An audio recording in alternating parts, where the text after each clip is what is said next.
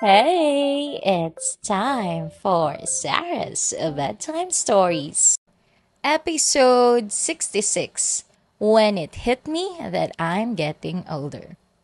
Few years ago, I was just a young little girl, and I didn't realize that years later, I would start to feel like I'm slowly getting older. Forever young, I wanna be forever young. Whoa! You know what? I love that song, especially that line, because as a kiddo myself, I love to be forever young or to feel young. My friends would say that I always have this youthful energy. And that's one thing that I love about myself, that at first I kind of like hated it. Because of that, it's no wonder that I am called kiddo. If you want to know more why I was called kiddo, you can check on that episode. I think that's episode 39, Kiddo. Going back to my story, I've always felt kiddo at heart. And each time that someone calls me kiddo, I feel like I am reminded how to be a kiddo. Kaya pakiramdam ko, habang tumatanda ako, hindi ko nararamdaman na tumatanda ako. Until I reached that point when I was getting close to 30 and nag-umpisa akong tawagin na ate nung mga medyo kaedad ko pa lang. So that was the first time na parang na-remind ako na shocks, tumatanda na ba talaga ako? Kasi I'm used to be the person na tumatawag na ate or kuya, nagpapa-opo sa mga ibang tao na nami-meet ko. So parang for me, it's a first time experience na, ako na to? Ako na yung ate? And that friend of mine, nung tinawag niya akong ate, sinabi ko talaga na, uy, halos nagkaedad lang tayo, ba't ako inaate? So, alam niya na I hated that. And during the first time na tinatawag niya akong ate, lagi talaga ako nagre-react. Not until slowly, naisip ko na, maybe it's the time of my life na I have to feel that slowly, nagkakaedad na rin ako. Pero syempre, bata pa rin ako. Ano pa lang naman late 20s pa lang, di ba? Papunta pa lang ako sa 30s. But anyway, that was the point na na-realize kong gawin itong episode na to. Bukod sa pagtawag sa akin na ate ng isang kaibigan ko, there are other reasons kung bakit ko naramdaman na I'm slowly getting older. Naaalala ko kasi dati, nung bata pa ako, tapos may mga friends kasi ako na older than me. So, kapag ka nagkakakwentuhan kami, tapos nare-reach na nila yung edad na 30 or 31, I used to be that person na nagsasabi sa kanila na, oy, malapit ka nang mawala sa kalendaryo. Hindi ko naman wala naman akong intention. It's just that narinig ko lang din siya siguro sa mga ibang tao sa paligid ko. So, I was asking them, anong pakiramdam na nawawala ka na sa kalendaryo, malapit ka nang mawala sa kalendaryo? Pero parang hindi naman nila masyadong dinamdam yun that time. Kasi kahit ako, hindi ko naman siya masyadong nararamdaman at first na pawala na ako sa kalendaryo. But I realized na ang bilis ng panahon. Yung dati, ako yung tao na nagtatanong dun sa mga papunta na dito sa mga early 30s. Tapos ngayon, parang ako na yung tatanungin kung anong pakiramdam na malapit na akong mapunta dun sa edad na yon. So, I wanna share with you the different instances kung paano ko naramdaman na slowly I'm getting older. First, social media. So, when I do scroll sa feed ko, I always see the social media posts about yung mga posts na kapag naabutan mo to, it means mag-asawa ka na. Or kapag naabutan mo to, dapat 2 or 3 na ang anak mo. Tapos lagi ako nagre-react na, pala desisyon to Pero kahit ganun, yung mga posts na yun, it kinda reminds me of the things that I've experienced. Madalas kasi, dun sa mga posts na to, nakikita ko yung mga palabas na pinapanood dati, the songs that we dance to every time meron kaming Christmas party, graduation, yung mga pinaperform natin, yung mga songs na parang Aserehe, Gasolina, yung mga ganon. Yung mga dating songs na parang naaalala mo na nagpi-play ka pa lang sa mga CD player, yung mga cartoons na pinapanood mo dati kapag walang pasok, si Doraemon, si Detective Conan, yung mga Grimm's Fairy Tales, even yung mga snacks sa school na binibili dati, yung mga biscuits, like yung Voice, alam ko yun, yung mga chichirya na familiar lang sa akin nung bata ko na medyo ngayon hindi ko na nakikita. Somehow, those memories, nagiging nostalgic siya for me. Na parang sa akin, dati kapanahon, wow! Dati panahon ko tong mga to. Tapos ngayon parang not everybody can relate. Yung mga younger sa akin, hindi na yun naabutan. And I felt like parang pinag-uusapan na yung history, yung past, na para sa akin, yun yung present for me. So, yun yung unang nostalgic feel sa akin na nakapagparamdam sa akin na I'm getting older because there are memories na naging parte na ng past at hindi na ng kasalukuyan. Kasi naaalala ko nun kapag music, lagi kasi ako nakikinig ng top 10 sa radyo o kaya mix, ganyan. So parang for me that time, updated ako sa mga usong kanta. Alam ko yung number 1, alam ko yung new release. Pero ngayon, it felt like parang hindi na. So that was the first instance then na na-feel ko na slowly, I'm getting older. If you are enjoying this episode, you'll love my books even more. Another sign for me is when my circle changes. It's not me who felt it first. It's the people around me. Kapag nag-uumpisa na silang magbago. When I say magbago, na-realize ko to nung yung mga kaibigan ko, yung mga taong malapit sa akin, they are already closing a chapter of their lives and starting another one. When I say starting another one, yun yung nag-aasawa na sila, nagkakaroon na sila ng pamilya, iba na yung trabaho nila, napopromote na sila, nagkakaroon na sila ng bigger responsibilities. So, syempre, para sa akin, dun ko naiisip na parang nag-iiba na. Kasi dati, we used to have these conversations about projects, saan bibili ng construction paper, saan bibili ng pang-design ng projects. And then, ang mga susunod is, ano na yung mga literal na project mo sa buhay, yung mga pangarap nila para sa pamilya nila, sa asawa nila, even sa mga anak nila. So, imagine yung shift. So, parang ako, dun ko na-start na naramdaman na parang hindi ako makarelate. Kasi hindi pa ako umaabot doon or hindi ko alam yung feeling na yon. Alam mo yung pakiramdam na dati sila yung kalaro mo sa 10-20, sa patintero, sa sili-sili, yung mga ganong laro. Tapos ngayon, ang kalaro na nila, yung mga anak nila, or ako, yung mga nilalaro ko na, yung mga anak nila. So that was the time na I felt like, oh my gosh, I'm not getting any younger. Another thing that made me realize na I'm slowly getting older, parang pakiramdam ko, nire-remind ko yung sarili ko ng paulit-ulit. But this one is one of the deepest signs that I'm getting older. Parang a sad reality of life, but it's happening.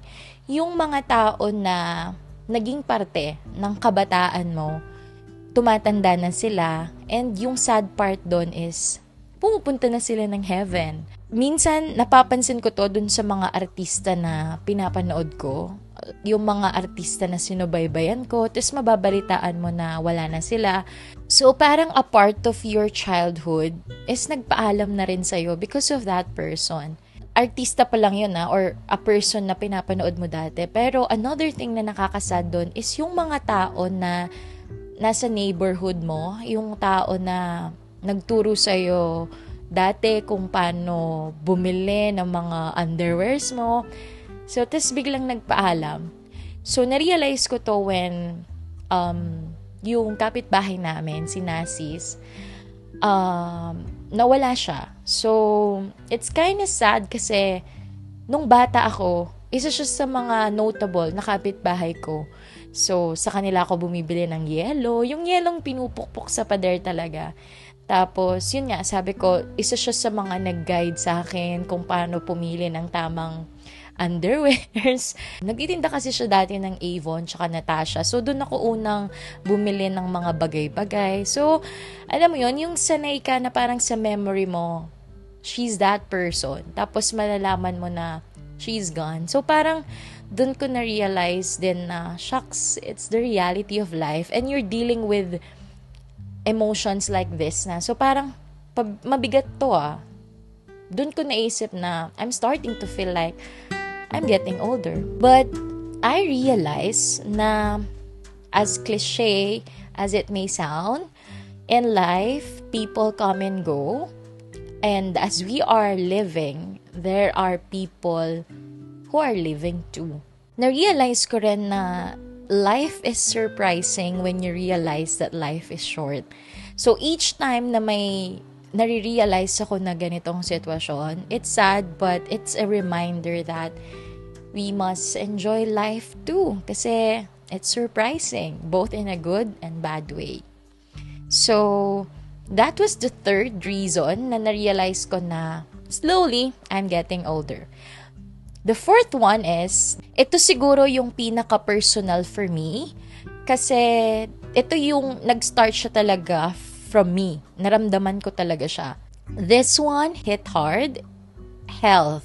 When I hit 28 or 29, dito ko naramdaman na kailangan kong pangalagaan yung sarili ko or yung health ko. Ever since I was young, acne prone ang skin ko. So, agad akong nagtitigyawat. As in, marami akong mga tigyawat when I was younger. And it took me a lot of dermatologies, products, para maayos yung mukha ko that time. And that was one of my insecurities. Actually, yun yung pinaka-insecurity ko talaga. Alam nyo ba guys, hindi ako tumitingin ng salamin. Kasi pag nakita ko naninigyawat ako, nasa-stress ako, tas lumalabas sila. So, I'm very praning when it comes to my skin, especially sa acne. Kasi nga alam ko na matagal sila bago mag-heal sa akin. I have this good friend of mine, si LM. So, LM knows how praning I am when it comes to my tigyawat. So, lagi ko siyang tinatanong na, LM, anong gagawin ko? Ba't ako biglang nanigyawat? But dati yung skincare ko, working naman siya for how many years? Kahit nagpupuyat ako, kahit nagdinesty ako, kahit nagko-coke ako, fast food, hindi ako namomroblema, hindi ako naninigyawat. Bakit ngayon, kahit 2 litro, 3 litro na ng tubig yung iniinom ko, kahit nagsiskincare ako, kahit hindi ako, mga ganong, yung andami kong mga sinabi. Pero parang for me, hindi siya nag-work. And LM told me na, ano ka ba, Sarah? Hindi na tayo 21 and 22. Ilang taon na yung nakalipas. So, dapat, when you are taking care of your skin, it should come from within. Na, oo, nag-work yung skincare, pero kailangan niya na ng balance kung sa loob mo, what's inside. So, dun ko na-realize how important it is to eat the right food, yung healthy food, to sleep at the right time. Kasi sanay akong magpuyat before. So, I started to take care of myself that way. And dun ko na-realize na when you get older, kailangan mong maging healthy. Buti nga, na-realize ko to sa skin ko. Pero other than that, I also have my friends who are reminding me yung sa health nila, lalo na sa acid reflux. Before, I used to have that one. Pero when I started eating healthy, nawala yun. Pinamigay ko nga yung mga acid reflux ko na gamot kasi hindi ko na ginagamit. Yung mga ganong sitwasyon. So, I'm very proud of it na ang laking investment ng health mo kapag inalagaan mo siya. I remember I have this episode about taking care of your health. Food is life. Hindi na parang pwede yung food is life kasi bukod sa health mo, nagre-reflect din siya sa skin mo. Binago ko talaga. Ako yung nagpe-prepare ng meals ko, yung more protein, more veggies, yung clean, yung madaling iluto, yung wala masyadong mga sangkap and all. And then, kung dati kaya kong matulog ng 2 hours lang, tapos larga ulit, minsan nga walang tulog, kaya ko. Pero ngayon, if pinagpuyatan kita, ibig sabihin, espesyal ka. Kasi inayos ko rin siya. Alam nyo ba, nung na-experience ko yon yung walang tulog, 1 araw lang na wala akong tulog or puyat ako. As in, meron na agad akong pimple. So, ganun ako ka-acne prone.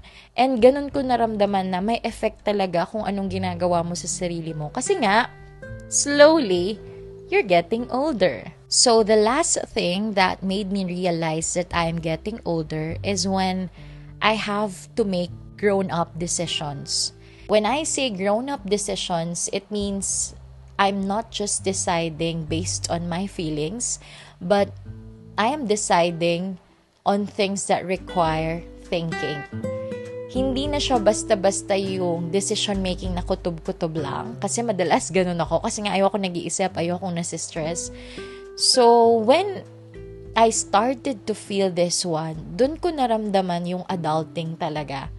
Yung mismong, yung life, yung magbibigay sa'yo ng mga responsibilities kahit ayaw mo. And you have to think of a long-term decision. Kasi ako, sanay akong mag-decide today, parang one day at a time. I used to be like a present person. Yung kung ano lang yung nandito, yun yung gagawin ko. Siguro max na sa akin ng 1 month na decision making. Siguro 2 years. Kasi yun yung plan sa cellphone, 2 years.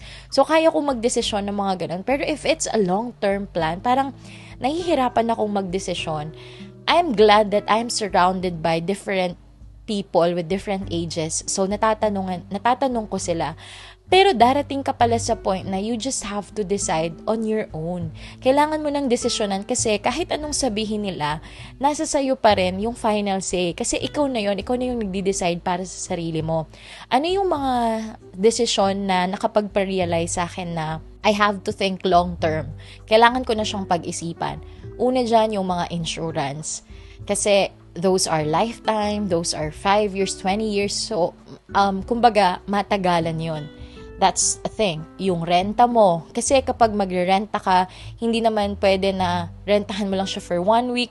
Usually, 6 months, 1 year, ganun siya, di ba? And then, when you started to think of investment, hindi siya basta-basta na parang phone na, okay, kaya ko tong bilhin, tas okay na. Hindi. Kasi, when you started to buy big purchases, it's so hard. Kaya ko to sinishare kasi baka may mga nanonood sa akin na in their 20s and all. Kasi, nung ako din ang nag-start na mag-isip about that, akala ko ganun lang siya kadali. Na kapag sinabi na ito yung amount, ito lang.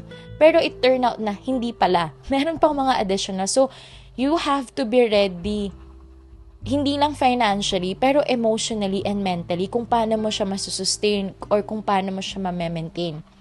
I learned this too through the other people around me.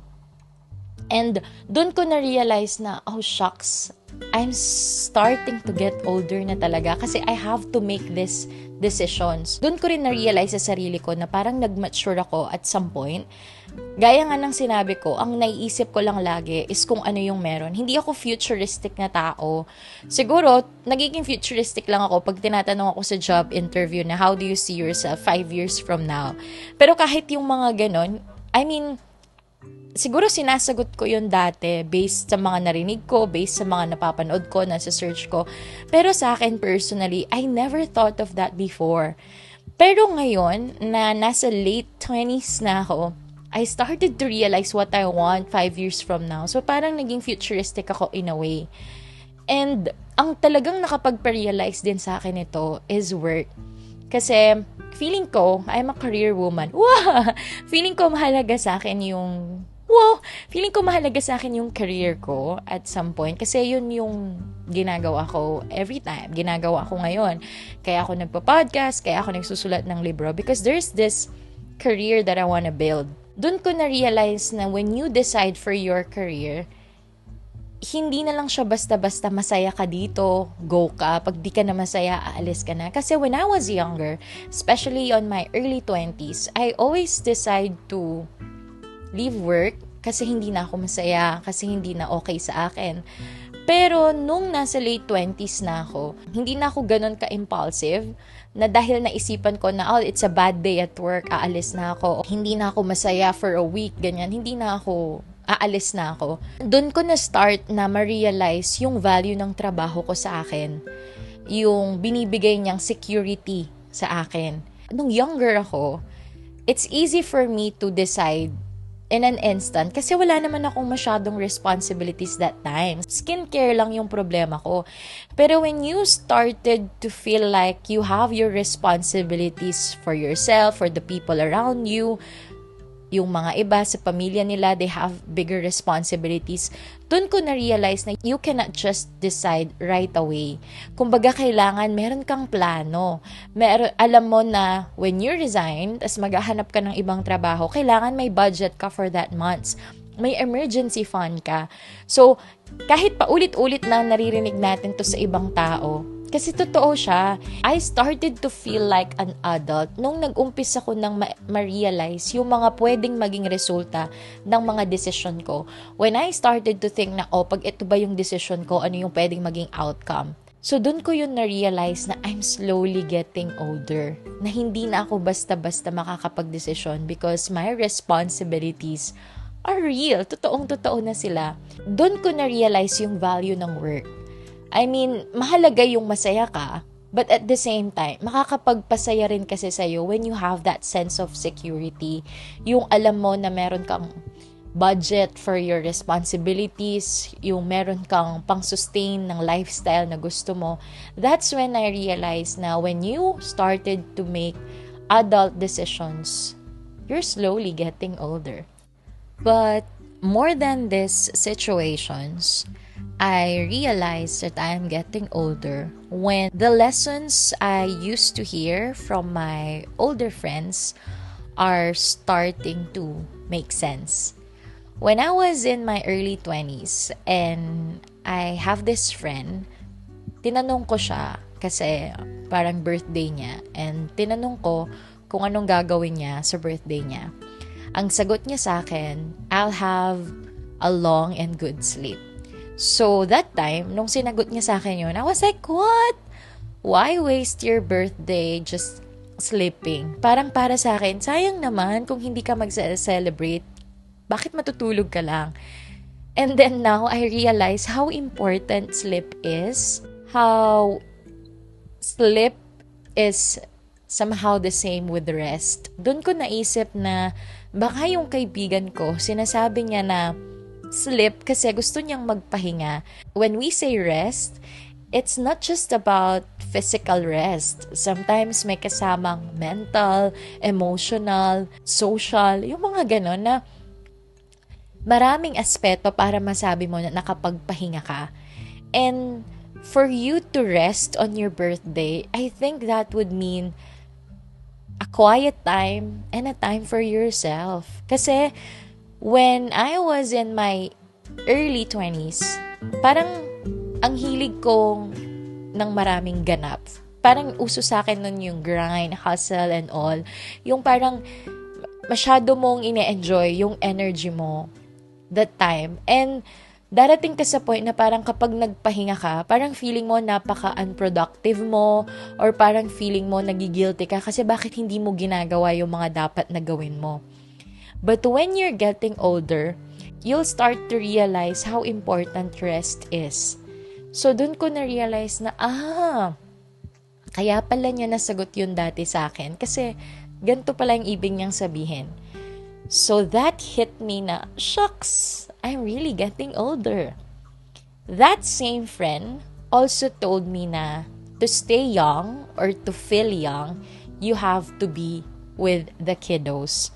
That time, I was the kiddo. Pakiramdam ko, ako yung nagbibigay ng energy and ng saya dun sa tao na yon. But right now, ako na yung naghahanap ng kiddo para ma-energize din ako. There was this one time na napag-uusapan namin yun ng kaibigan ko na parang gusto naming makakita ng bata. Alam mo yung energy kasi ng mga kiddos, it's there. And I always see it dun sa mga kids sa church namin. Kapag nakikita nila, parang gandang-ganda sila sa akin. Hi guys! Yung parang tuwang-tuwa sila sa akin. Tapos ang lambing nila to the point na i-hug ka nila, ngingitian ka nila. Yung paulit-ulit ka nilang i-approach. Ganun sila Parang pag nag-bless sila ng una, pangalawa, may pangatlo. Tapos nararamdaman mo yung joy na meron sila, yung vibe. And I realized to feel young again, you have to be with people who haven't forgotten how. So, my thoughts when adulting hit me with all the responsibilities, tough decisions, and different signs of me getting older, I realized that That's the circle of life. Sabi nga sa akin nung tumatawag sa akin na ate, darating at darating din tayo sa point na yon. It's just that sinong mauuna. Pero lahat tayo, tatanda rin. Sabi nga ng song, tatanda at lilipas din ako. Well, songerist. I mean, we will get older, but we still have that choice to stay young or to feel young. I realized something that yes, I'm acknowledging the part that I am getting older, and there are things that I love about getting older, but still, as kiddo myself, there are also things that I want to keep that way. When I say being a kiddo who sees the goodness in simple things, the kiddo na nag-hold on dun sa joy, and the kiddo na nagkikeep nung childlike wonder na meron siya. Kasi for me, when I keep these things, parang yes, dumadagdag yung edad ko. Pero yung energy and yung appreciation ko sa life, parang nandun pa rin siya, just like when I was younger. Kasi ito yung mga naging reason ko to feel that. And I'm so grateful to this person who called me kiddo because tinuruan niya ako how to live that way. Na hindi ko na-realize na it was 10 years ago na papunta na ako sa late 20s. Kasi itong mga tinuro niya sa akin, that was when I was in my early 20s. And sobrang helpful sila sa akin sa pag-enter ko sa adulting. Naging guide ko sila, yes. And because I'm so grateful to this person, I am choosing to share these stories with you kasi it's like paying it forward. These lessons helped me in my 20s, and I hope I can do the same to all of you. So if you want to know more about kiddo stories, for you to be inspired and finding good every day, just like kiddo, make sure to get a copy of Finding Good Every Day by signing up to the link below. So to end this episode, yes, growing up is real, but you have the choice to keep that childlike wonder or to keep that kiddo in you alive. So hey, this is Sarah, and this is Sarah's Bedtime Stories. Good night.